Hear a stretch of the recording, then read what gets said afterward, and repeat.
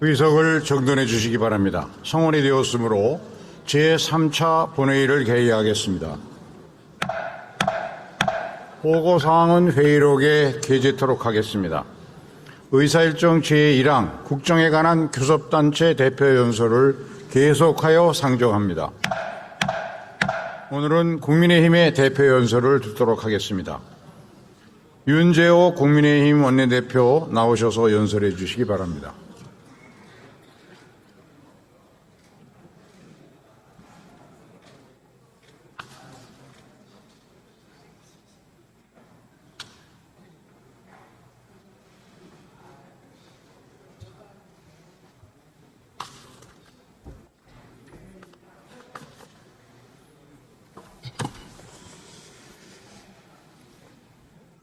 존경하는 국민 여러분, 김진표 국회의장님과 동료 의원 여러분, 한덕수 국무총리님과 국무위원 여러분, 국민의힘 원내대표 윤재옥입니다.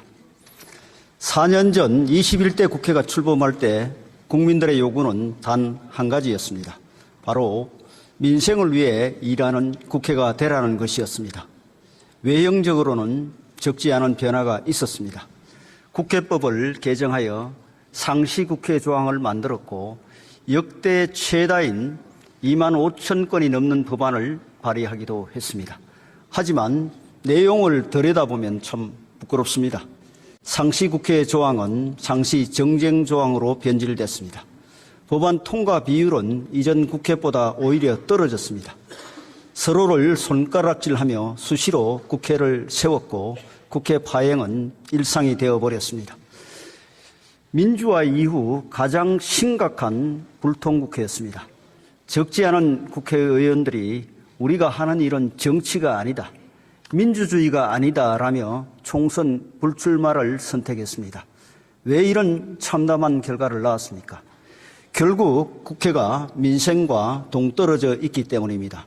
저성장, 인구 감소, 지방 소멸, 사회 격차, 기후위기 등 4년 내내 국회가 몰두해도 해결이 어려운 과제들이 쌓여 있습니다.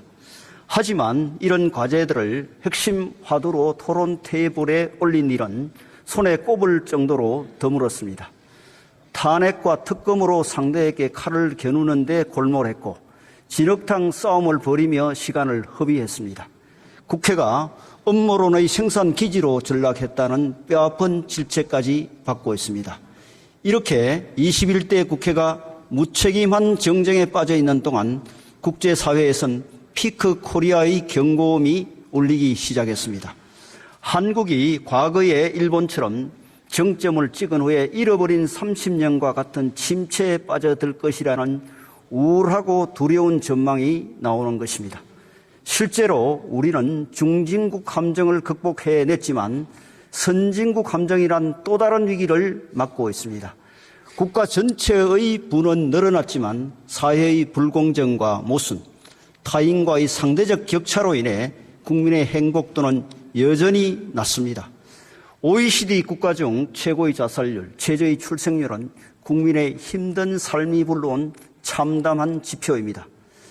세계 각국이 보호무역주의의 장벽을 높이고 기술 패권 전쟁을 벌이는 와중에 우리는 굴뚝산업과 첨단 산업 모두에서 차츰 경쟁력을 잃고 있습니다.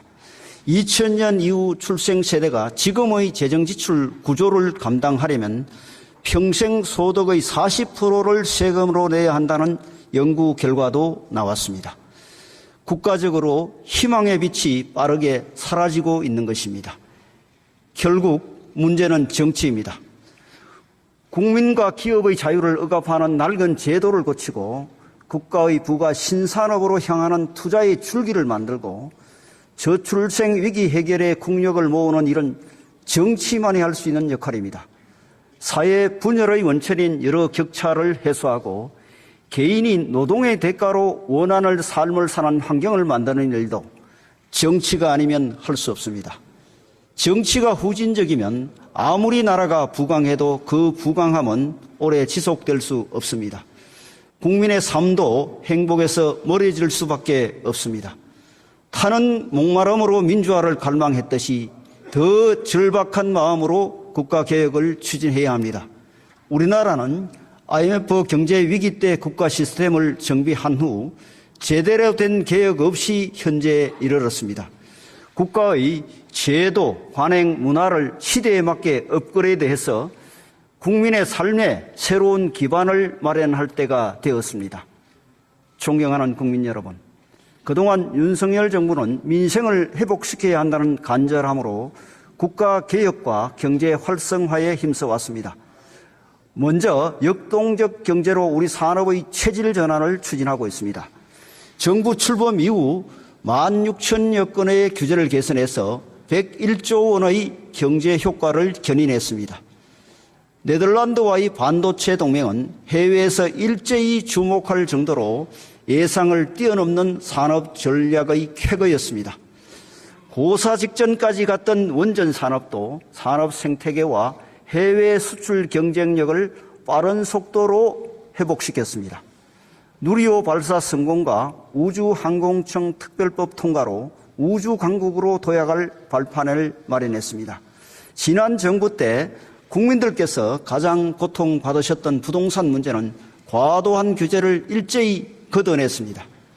투기 과열지구와 조정 대상 지역을 대폭 해제했고 종합부동산세 부담도 확 줄였습니다. 안전진단의 완화, 분양가 상한제 합리화, 재건축 부담금 완화 등 재건축 규제의 3대 대못을 제거하고 특별법 제정으로 1기 신도시 등 노후 계획 도시 정비도 본격화했습니다. 국민의 복지 정진에도 소홀하지 않았습니다.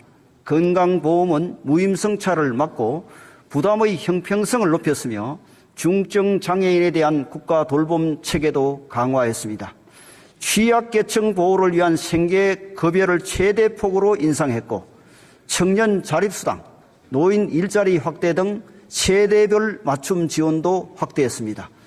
사회개혁 중 노사법치주의는 현격한 진전을 이루었습니다.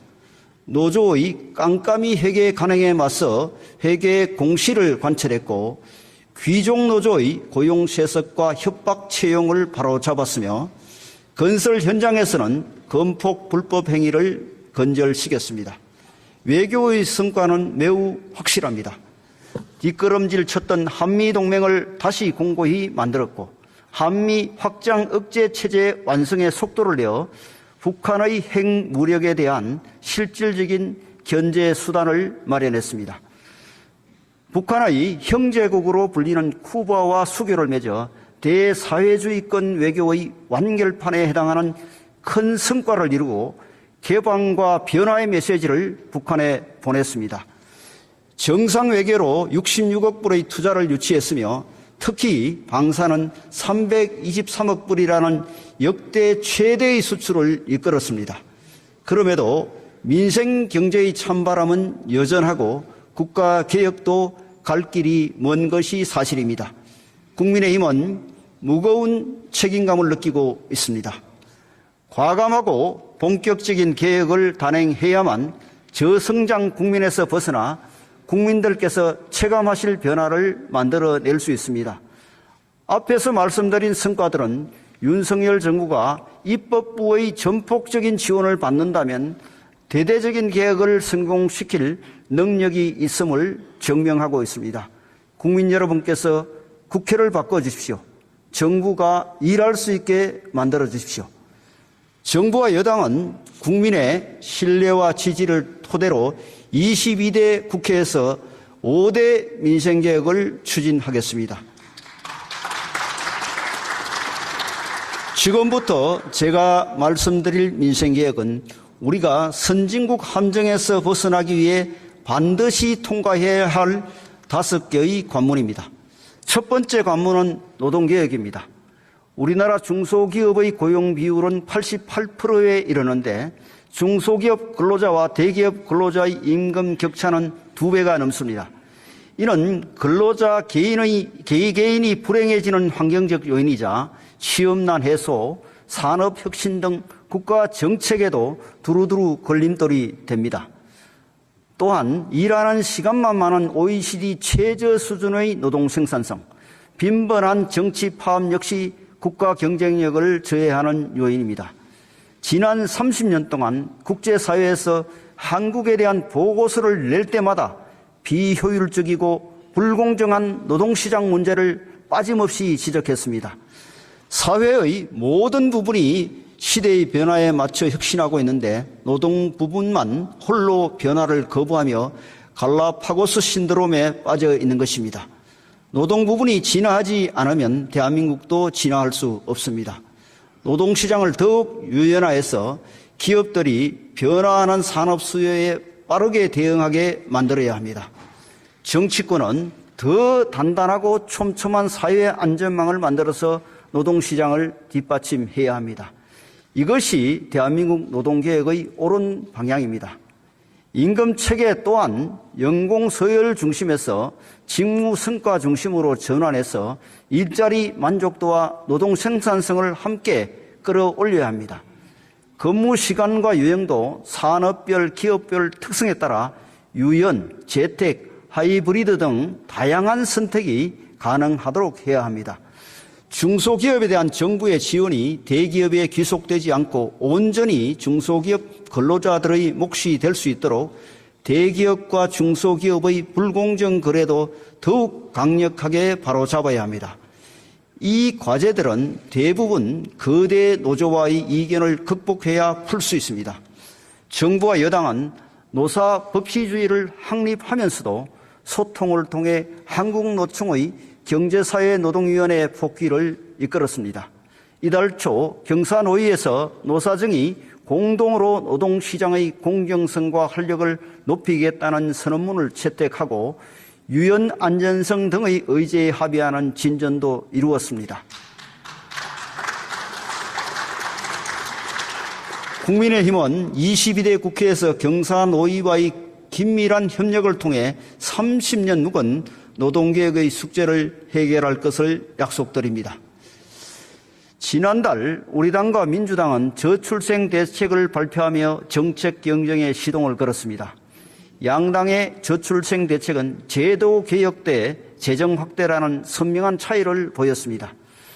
천문학적 예산만 쏟아붓고 제대로 효과를 거두지 못했던 기존의 저출생 대책도 개혁 대상이라는 것이 우리 당의 입장입니다. 특히 사회 격차의 관점에서 인구 위기를 되짚어 볼 필요가 있습니다.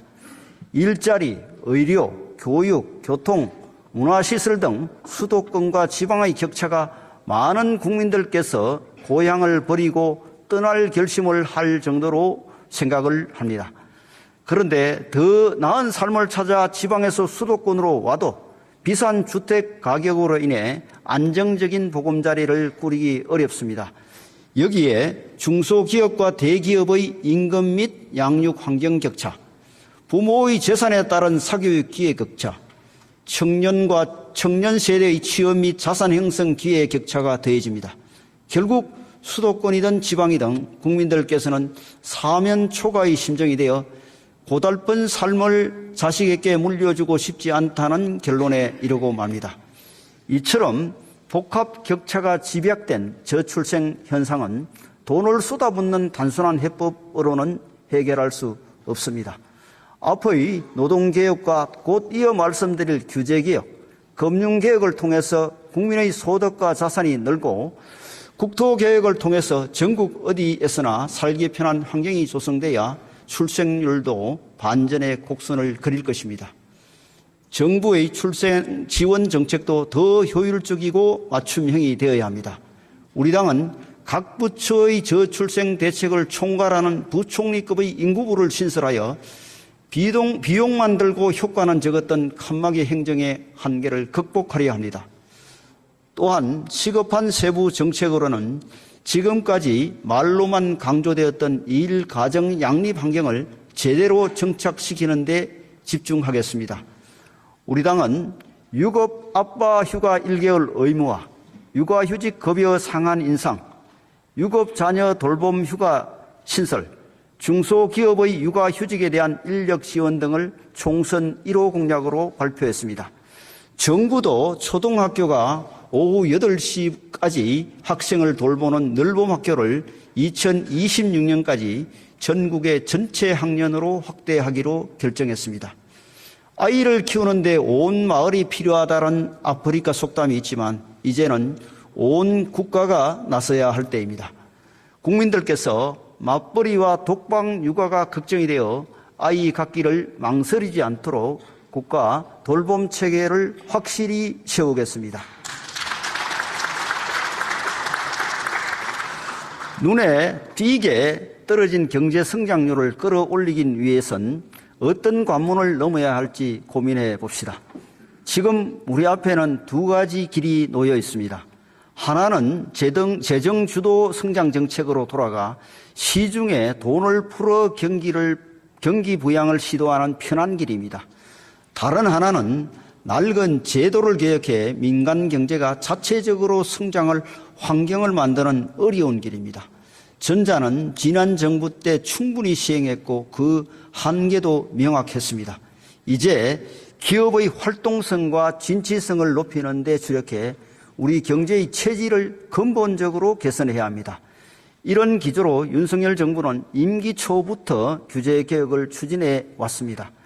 그렇지만 결국 규제의 열쇠를 쥐고 있는 것은 입법권을 가진 우리 국회였습니다.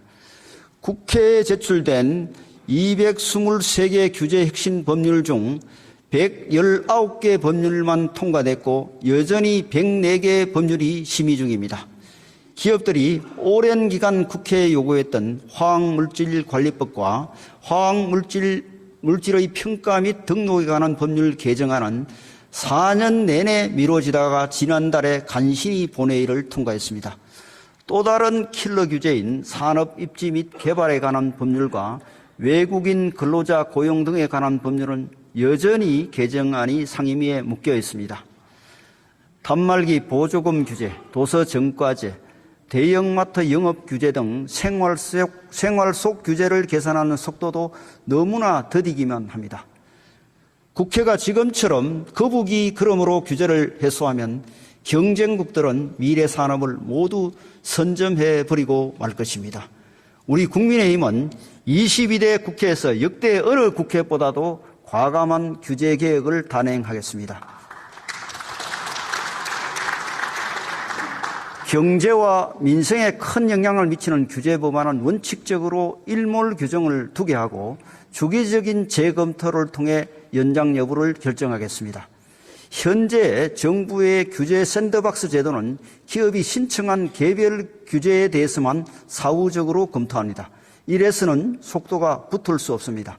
신산업 분야는 국민 안전에 필요한 최소한의 규제만 남겨두고 선제적으로 규제 법령을 일괄 면제하는 규제 제로 박스 제도를 신설하겠습니다.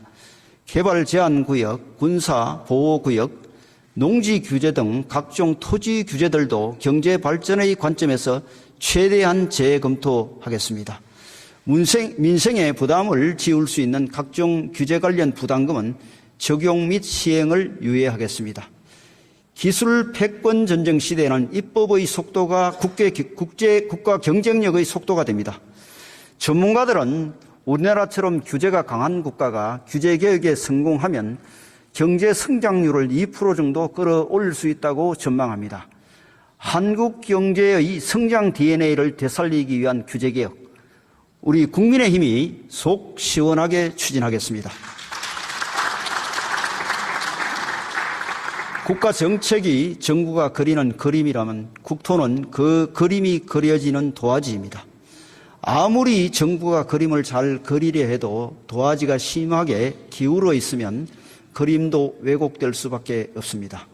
오랫동안 경제 활성화와 저출생 대책의 효과를 반감시켜온 불균형 발전 문제를 극복하려면 국토개혁의 관문을 반드시 넘어야 합니다.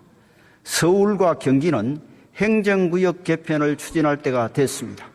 서울과 경기의 행정구역 경계는 1963년 서울 대확장 때 정해졌습니다. 이후 인구 증가와 도시 확장으로 생활권이 많이 달라져서 주민들께서 일상생활을 할 때 많은 불편을 겪고 계십니다. 새로운 주민 생활권에 맞춰서 행정 관할권을 조정하여 주민의 불편을 해소하고 삶의 질을 높일 필요가 있습니다. 이에 우리 국민의힘은 주민들의 열망을 반영하여 김포, 구리 등 서울 인접도시의 서울 편입을 추진하겠습니다. 경기 북도도 분도를 통해 수도권 규제에서 벗어나 독자적으로 성장하는 것이 바람직합니다. 이와 함께 수도권 주민들의 출퇴근 고통도 덜어야 합니다. 정부와 여당은 GTX 사업을 본격화해서 수도권 출퇴근 30분 시대를 열겠습니다. 지옥철로 불리는 김포 골드라인의 혼잡 완화 대책은 우선적으로 시행하겠습니다. 산업은행 이전은 부산의 수건과제라는 차원을 넘었습니다. 국토 균형 발전의 상징과 같은 정책입니다. 동북아 금융 허브는 노무현 전 대통령의 꿈이 담긴 정책으로 우리 당도 그 뜻을 존중하고 함께하려 합니다. 21대 국회에서 산업은행 이전을 결정지을 수 있도록 야당의 결단을 촉구합니다. 또한 우리 당은 지방의 기회발전 특구로 이전하는 중소기업의 가업승계 상속세를 면제하겠습니다. 대기업 유치도 좋지만 건실한 중소기업이 많아져야 지역 청년들이 쉽게 일자리를 찾고 지역 상권도 살아납니다. 상속세 면제는 파격적인 조치이기는 하나 지방 소멸 위기에 대응하려면 이 정도의 결단은 필요하다는 것이 우리 당의 생각입니다. 공공기관의 지역인재 채용 비율을 30% 이상으로 의무화하는 지방대 육성법 개정안이 지난달에 통과되었는데 이조차도 부족합니다. 지역인재 채용 비율을 더 늘리는 방안을 계속 추진하겠습니다. 교통 인프라 역시 지역민들이 주요 거점으로 이동하는 시간을 줄이고 다른 지역 및 해외와의 물적 인적 교류를 늘리도록 대폭 확충해야 합니다. 정부와 여당은 지방에도 수도권의 GTX와 같은 광역 급행 철도망을 구축해서 1시간 생활권을 조성하기로 결정했습니다. 가덕도 신공항, 대구 경북 통합 신공항과 같이 21대 국회가 통과시킨 국토 균형 발전 관련 법률들도 지방 성장의 동력이 되도록 차질 없이 챙기겠습니다. 국제적으로 여전히 뒤처져 있는 금융 부분을 선진화시키는 것도 우리가 반드시 지나가야 할 개혁의 관문입니다. 주식시장의 코리아 디스카운트로 인해 월급을 받는 평범한 국민들은 자산을 늘릴 기회를 놓치고 기업들은 가치를 평가절하당해 투자 확대의 기회를 놓치고 있습니다. 국내 증시의 주가 순자산 비율 PBR은 1.05배로 선진국 평균 3.1배에 비해 비정상적으로 낮은 수준입니다. 주가 정상화로 국민들께 합당한 자산 형성 기회를 돌려드려야 합니다. 이런 측면에서 비록 양당이 합의하였다고는 하나 21대 국회에서 금융투자소득세를 도입한 것은 실수였습니다. 1,400만 개인 투자자들이 격렬히 반발하는 금융투자소득세는 시행 전 폐지가 답입니다. 대신 주식시장을 경제 규모에 맞게 발전시키고 늘어나는 기업 가치를 개인 투자자들이 두루 향유할 수 있는 방안을 추진해야 합니다. 정부와 여당은 금투세를 폐지하더라도 정권거래세 인하를 예정대로 시행할 것입니다. 여기에 대해 기업 밸류업 프로그램을 비롯한 주주 환원 정책을 펴고 ISA 개인종합자산관리 계좌의 납입 한도와 비과세 한도도 대폭 확대하겠습니다. 불법 공매도 단속의 꼬피도 계속 당겨서 한국 주식시장이 해외 세력의 놀이터가 되는 일을 막겠습니다. 우리 국민의힘은 국민의 자산이 더욱 안전히 지켜지도록 관련 금융제도도 손보겠습니다. 금융회사의 불안전 판매를 막기 위해 2021년부터 금융소비자보호법을 시행했음에도 홍콩 ELS 사태가 발생했습니다. 자산에 피해를 입은 국민들을 위해 금융당국은 엄격한 잣대로 신속히 조사를 마무리하고 공정한 배상이 이루어지도록 노력해 주시기 바랍니다. 이와 별도로 우리 여당은 금융상품 판매사의 설명 의무를 실지로 하고 불완전 판매 책임을 더 강화하는 방안으로 법 개정도 검토하겠습니다. 예금자 보호 한도는 성장한 경제 규모에 걸맞게 5천만 원에서 1억 원으로 상향하겠습니다.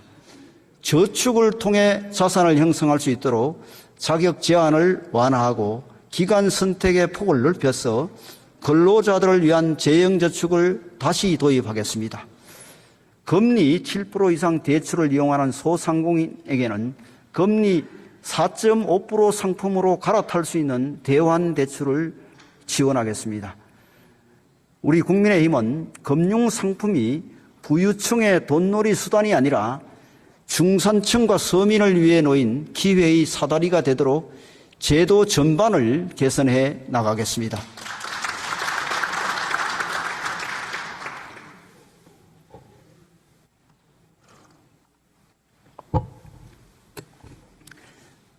국민 여러분, 여야 동료 의원 여러분, 한국행정연구원이 조사한 국회의 기관 신뢰도는 2022년 기준 24.1%로 2013년 이후 10년 연속 모든 국가기관, 민간단체, 언론 중 최하위를 기록했습니다.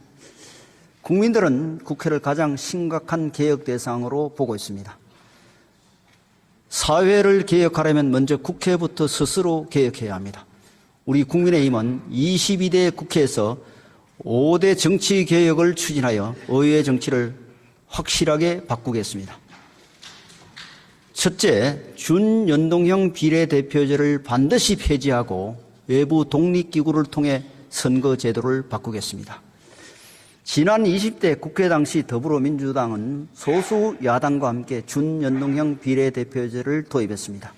공수처법을 통과시키기 위한 야합이었습니다. 국민도 모르고 언론도 모르고 정치인 스스로도 모르고 오로지 계산기만 아는 선거제도를 도입한 결과가 어땠습니까? 위성정당의 탄생을 유발한 것은 우리 민주주의에서 최악의 태행이었습니다. 위성정당, 뜻다방 정당이 난립하면서 민의는 왜곡되었습니다. 21대 국회의 불행은 이미 그때 시작되었다고 해도 과언이 아닙니다. 그동안 정계특위에서 이를 바로잡기 위한 논의를 거듭했습니다. 결국 야당이 정략적 판단에 따라 준연동형 비례대표제가 그대로 유지되게 되었습니다. 정말 국민들께 면목 없는 일입니다. 그 결과 지난 총선보다 훨씬 더 심각한 막장 정치 드라마가 펼쳐지고 있습니다. 투표용지 길이가 지난 총선의 48cm를 넘어 최대 1m가 될 수도 있다는 우려가 나옵니다. 그 1m 투표용지 안에 구속됐거나 실형을 선고받은 부적격 정치인들, 대한민국을 부정하고 이적단체에 가담한 반국가 세력들이 줄줄이 포함될지 모릅니다.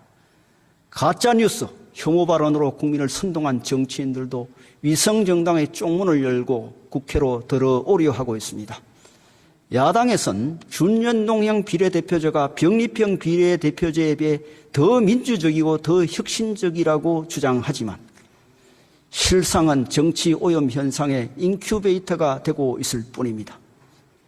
영국, 뉴질랜드, 노르웨이 등 의회 정치 선진국들은 선거제도 개편안을 독립적인 위원회에 맡기고 있습니다. 우리 당이 총선에 승리하면 즉각 공정하고 투명한 외부의 독립위원회를 구성하여 준연동형 비례제 폐지를 포함한 선거제도 개혁을 위임하겠습니다.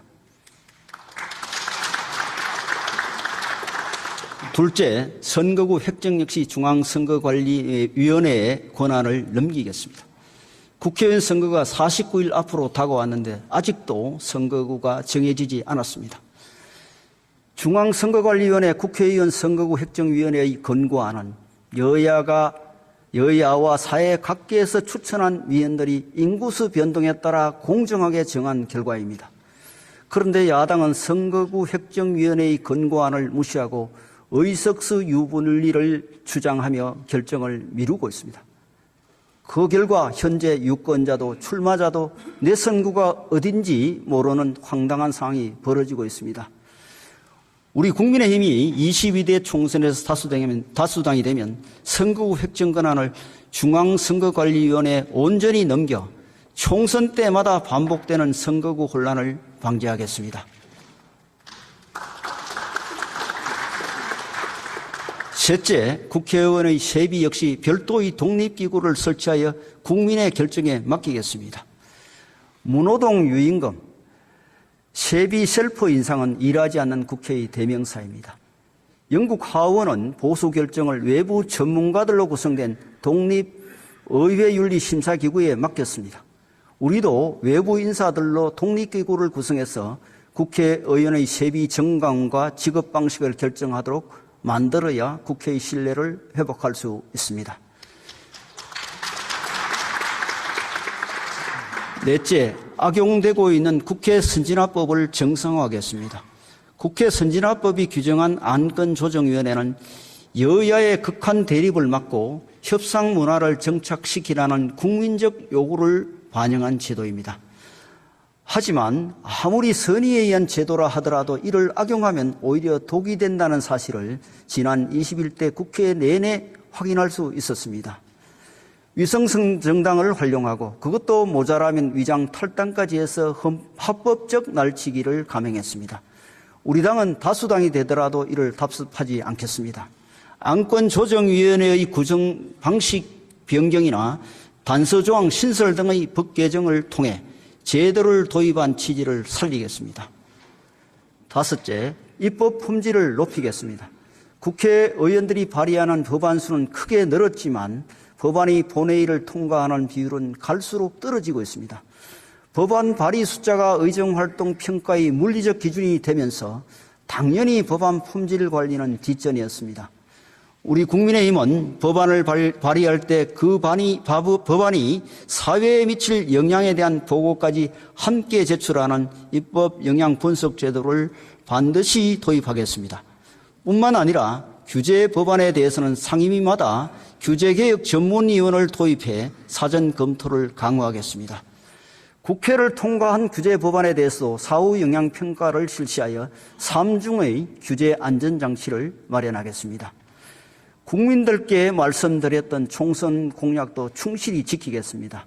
불체포 특권 포기, 검거형 이상 확정 시 재판기간 세비 반납, 국회의원 정수 축소, 당 귀책으로 인한 재보궐선거 시 후보 무공천, 출판 기념회를 통한 정치자금 수수 금지 등은 정치 발전을 위해 꼭 필요한 일들입니다. 22대 국회에서 이 약속을 실천하고 법 개정이 필요한 사안들은 국민의 중지를 모아 추진하겠습니다. 존경하는 국민 여러분, 여야 동료 의원 여러분, 올해 우리 총선과 미국 대선이 열리기 때문에 북한이 도발 강도를 높일 것으로 분석되고 있습니다. 북한은 우리에 대해 동족 관계를 부정하고 교전 상대국임을 강조하면서 미사일 발사와 서해상 포격 등 도발을 계속하고 있습니다. 급기야 NLL을 유령선이라 주장하며 한반도의 긴장을 더욱 높이고 있습니다. 국가와 국민을 지키기 위해 우리 정치권이 힘을 모아야 할 때입니다. 총선을 앞두고 북한이 도발 수위를 높이는 목적은 분명합니다. 공포 분위기를 조성하고 우리 국민들을 급박해서 4월 총선에 개입하려는 것입니다. 이에 부하내동해서는 안 됩니다. 특히 정부가 정치적 목적으로 도발을 유도한다며 터무니없는 북풍 음모론을 반복하는 것은 안보에 심각한 해를 끼치는 행위입니다. 핵을 무기로 삼은 북한의 밤하늘은 암흑에 휩싸여 있고 핵을 평화적으로 이용한 대한민국의 밤하늘은 경제 번영의 빛으로 가득합니다. 굴종의 대가로 돌아오는 위장평화라면 우리 국민 모두가 강력하게 거부할 것입니다. 진정한 한반도 평화를 이루는 길은 한미동맹에 기반을 둔 튼튼한 안보에서 출발합니다. 북한의 핵과 미사일에 대한 확고한 억제 능력을 갖추고 국제사회와 함께 북한을 압박할 때 북한 정권도 변화와 개방의 길로 나설 수밖에 없을 것입니다. 더 이상 안보를 놓고 여야가 정쟁을 벌이는 일은 없어야 합니다. 이를 위해 우리 국민의힘은 주요 군사적 위협에 공동 대응하기 위한 여야정 안보협의체 구성을 제안합니다. 여야 동료 의원 여러분, 선거운동 기간에도 국민의 삶은 변함없이 이어집니다. 정치적 이익 때문에 국민의 이익이 뒤로 밀려서는 안 됩니다. 저는 21대 국회가 남은 임기 동안의 민생을 충실히 챙기도록 다음의 현안에 대한 대승적인 합의를 제안드립니다. 첫째, 50인 미만 사업장 중대재해처벌법 시행 유예 재협상을 민주당에게 간곡히 요청드립니다. 생업에 쫓기는 영세 기업인들과 소상공인들께서는 중대재해처벌법의 내용을 제대로 살필 겨를조차 없습니다. 감옥에 갈 위험을 안고 사업을 하니 차라리 폐업을 하겠다는 분들도 적지 않습니다. 며칠 전에도 5천여 명의 중소기업인들이 광주에 모여 중대재해처벌법 유예를 간절히 외쳤습니다. 그 호소를 우리 국회가 더 이상 외면해서는 안 됩니다. 만약 민주당이 끝내 재협상을 거부한다면 우리 국민의힘이 총선에 승리한 후 단독으로라도 중대재해처벌법을 반드시 개정하겠습니다. 둘째, 여야가 다시 한번 이태원 참사 특별법 합의에 노력합시다. 이태원 참사가 국민 모두의 아픔이 된 만큼 그 후속 조치로 인해 사회가 분열되는 일이 있어서는 안 됩니다. 재난을 정당화하는 법안이 아니라 진심으로 유가족을 위로하고 지원하며 다시는 이런 재난이 발생하지 않도록 막는 진정한 의미의 특별법이 필요합니다. 이를 위해선 특별조사위원회 구성을 공정하고 중립적인 방향으로 다시 조정해야 합니다. 이와 함께 유가족의 슬픔을 국민적 추모 사업으로 이어나가고 유가족들께 충분한 보상을 드리는 데 초점을 맞춰 특별법을 수정할 것을 민주당에 제안드립니다. 셋째, 수출입은행법 개정안. 이번 국회에서 반드시 통과시킵시다. 당장 우리 국회에 30조 원 상당의 폴란드 방산 수출이 걸려 있습니다. 수출입은행법을 21대 국회에 처리하지 못하면 수출 규모가 현저히 줄어들게 되고 고스란히 국민의 손실로 이어질 것입니다. 넷째, 고준위 방사성 폐기물 관리 특별법을 제정합시다. 탈원전, 친원전 논쟁과 무관하게 이미 발생한 사용 후 핵연료를 안전하게 처분해야 합니다. 원자력 발전의 혜택을 누리는 현 세대가 미래 세대에 방사성 폐기물 관리의 책임을 전가해서는 안 됩니다. AI 시대를 맞아 급증하는 전력 수요에 대비하기 위해서도 여야는 독일과 프랑스의 대조적 경험을 거울 삼아야 합니다. 무엇보다 사용 후 핵연료를 임시 보관하는 원전 지역에서 수십 년간 불안을 감수하며 살고 계신 주민들의 호소를 이제 국회가 해결해 드려야 합니다. 지난달 더불어민주당 대표와 국민의힘 국회의원이 불의의 피습을 당했습니다. 이 두 사건은 정치인의 언어가 상대 정당을 때리는 무기가 되고 그 무기를 국민 중 누군가가 건네받아 물리적 폭력을 행사하는 정오의 악순환을 보여줍니다. 피습 사실을 알려는 외신들이 한국 정치가 깊은 양극화로 분열된 상태라고 소개할 정도로 우리 정치 문화의 퇴행은 심각한 수준입니다. 우리 국회가 정오의 정치를 끝내지 않는 한 이런 불행한 사건은 계속해서 반복될 가능성이 큽니다. 정오의 악순환이 정상적인 정치를 완전히 파괴하기 전에 정치권은 서둘러 자정해야 합니다. 22대 국회에서 여야는 머리를 맞대고 정치 문화를 혁신할 방안을 찾아 실천에 옮깁시다. 대화와 타협의 미덕을 되살리고 상대를 악마화하는 언어 폭력은 국회 밖으로 몰아냅시다. 상대 정당을 응징과 청산의 대상이 아니라 대화와 설득의 대상으로 바라보는 문화를 만듭시다. 22대 국회에서 정치 문화 혁신을 통해 의회 정치를 복원할 것을 동료 의원 여러분과 모든 정치인들께 호소합니다.